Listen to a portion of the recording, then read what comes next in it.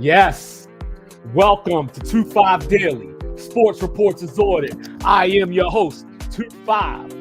Do me a favor, like, review, subscribe, do all the free things, do all of the good things. I wanted to talk to you all for a few minutes because, as you know, it's almost time for some football.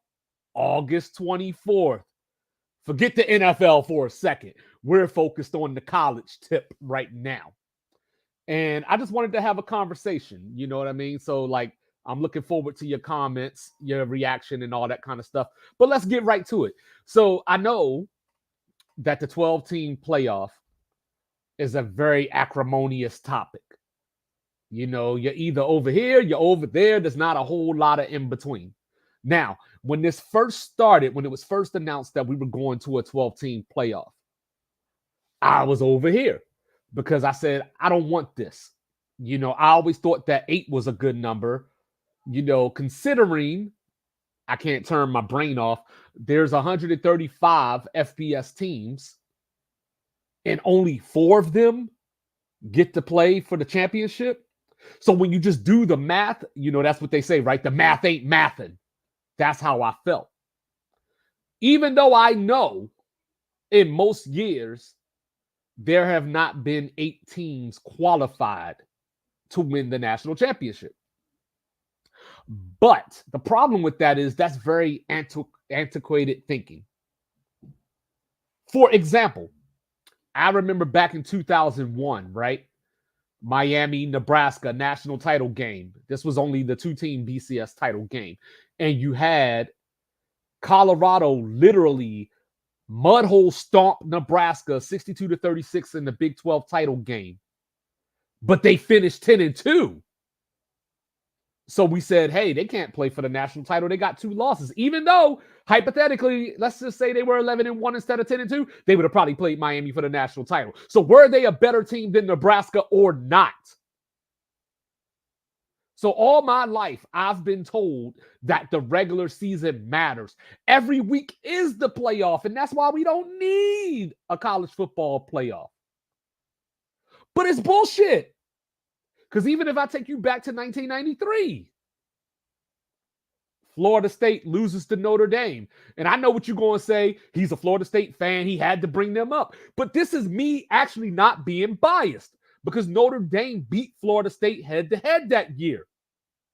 But then a couple of weeks later, Glenn Foley and the crew came through South Bend, smacked touchdown Jesus around. So when we get to the bowl games, this is pre-BCS, so teams aren't playing against each other, number 1, number 2, so on and so forth, right? Florida State beats Nebraska with the help of some referees. I'm not going to lie. Notre Dame wins their bowl game. Florida State's the national champion. I'd rather have what we have now than have that, even though my team benefited from the stupid-ass rule. So we fast forward. Teams like UCF, undefeated, doesn't get a shot at the playoff. Do I think UCF would have won the national title that year? No. But the point is, why have this system that teams can't be a part of? Why say that UCF at the time, because they were in the American Conference, say that they are on the same level and they play at the same level as your Alabamas, your Georgias, your Auburns, who they beat in the bowl game, by the way. But no, they can't get in the playoff even though they're undefeated. UCF literally beat Auburn. And you know what Auburn did that year? They beat Georgia and Alabama, who, by the way, played for the national title that year. But then we said they didn't want to be there. It didn't matter because it wasn't the national title. It wasn't the playoff. So Auburn didn't want to be there. So then UCF goes undefeated again the next regular season. Lose to LSU in the Fiesta Bowl. Oh, UCF's overrated. Told you they didn't belong. You're going to try to use logic that a team that was undefeated last year, undefeated this year, that lost to an almighty SEC team, the best conference, to try to tell me that the regular season matters and there was no playoff. UCF didn't get their day in court. So then we fast forward again.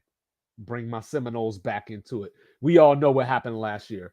Florida State goes 13-0, wins the ACC championship. You can't put them in that UCF category because this is a power conference team.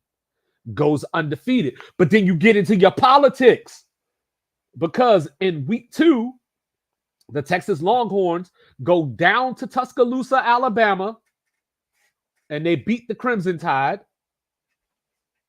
So now we got a pickle, right? Texas just won the Big 12. Alabama upsets Georgia for the SEC title. But if I put Alabama in, I have to put Texas in because the regular season matters, right? Texas has to get in. That's why Georgia couldn't get in, because even though we probably agree that Georgia had an argument for being the best team in the country last year, even after they lost to Alabama, the game had to matter. So I can't leave the SEC champion out. It's the best conference in the sport. But I gotta put the team in that beat the SEC champion. So therefore, I don't care that you're undefeated. You can't get in because your quarterback got hurt. All right. Now let's go to 2024. Here we are, regular season, right? Out the gate, Florida versus Miami in week 1. Notre Dame comes down here to the great state of Texas to play the Aggies over in College Station. So don't tell me the regular season doesn't matter. Don't tell me this, because now we got these matchups to start the season. Now what? Now, if Florida beats Miami in that week 1 matchup, they still play Texas A&M. They still play Florida State. They still play LSU. They still play Georgia. They still play Tennessee. So now that victory would give them a shot, because even if they lose one of those games, they got something in their pocket, right? You know what I'm saying? I'd rather have it and not need it than need it and not have it. But if they lose that game, but beat Georgia later or whatever, now you say, but hey, they played a tough schedule. Let them in the playoff, right? So as you go from there, let's take the reverse. If Miami wins that game, most talented team in the ACC on paper, should win the ACC. But let's say they beat Florida, slip up against Florida State. Now you say, hey, they got that SEC win in my pocket. I'd rather have it and not need it than need it and not have it. People say, but do I want to watch Ohio State against Michigan, then have them play again in the Big Ten championship game, then potentially play again in the national title? If that's the way it plays out, why not? Why not? We don't care that the Philadelphia Eagles and the Dallas Cowboys play twice in the regular season. And then if they make the NFC championship game, the winner goes to the Super Bowl. We would laud that and be like, hey, we get another matchup between these two heated rivals to decide with all the chips on the line. But in college football, we come up with this bullshit like, oh, the regular season doesn't matter. The regular season does matter. Ask Notre Dame. Let's say they lose to A&M in that week 1 matchup. Let's say they lose to Florida State. Later in the season, they finish 10-2. No conference championship game. They get a bye week while everybody else is playing their conference championship games, right? And let's say they finish with the 5th seed. They get to match up with the 12th seed, which is more than likely going to be the G5 champion. Versus, say they're the 6th seed, playing against a 11 seed that is a power conference team, maybe an Ole Miss, maybe a Penn State, maybe a Miami or Florida State again. That matters. Because then they get to avoid having to start out with this high seed, playing the number 1 seed, whoever it might be, right? So now, the Big 12 this season, we talked about it. I'm picking Utah to win the Big 12. But you got Oklahoma State, you got Kansas State, you got Arizona, you got UCF, you got the Jayhawks.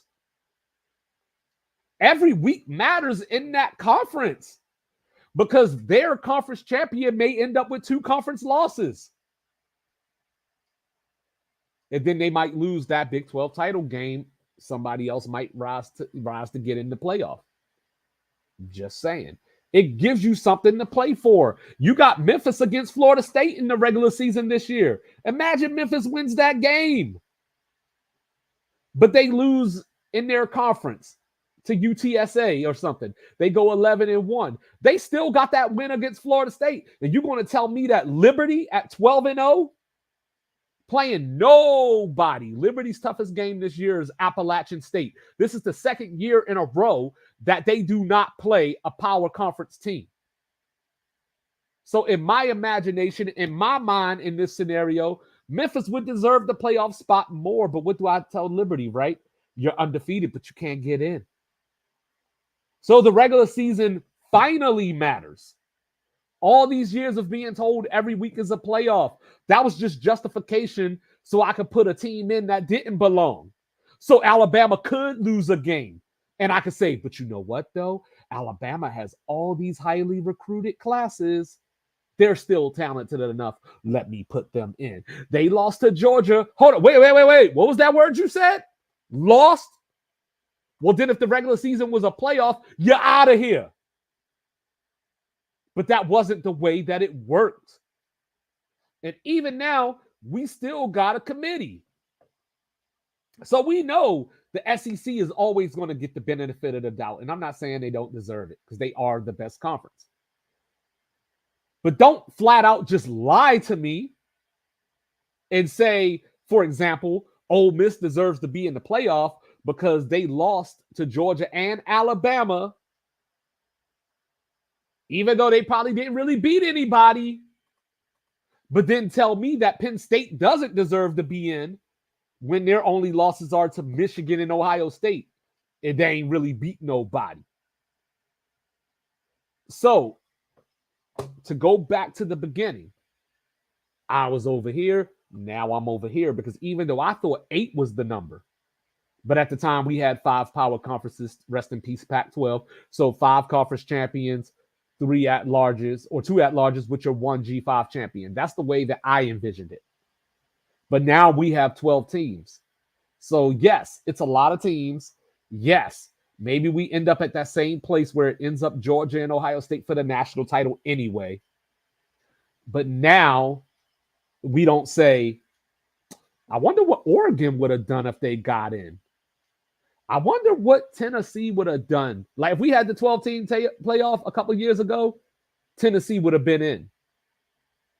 You know, with that high-powered offense that beat Alabama and threw the goal post in the river. So all I'm saying is open up your mind a little bit. You might be surprised at what you find.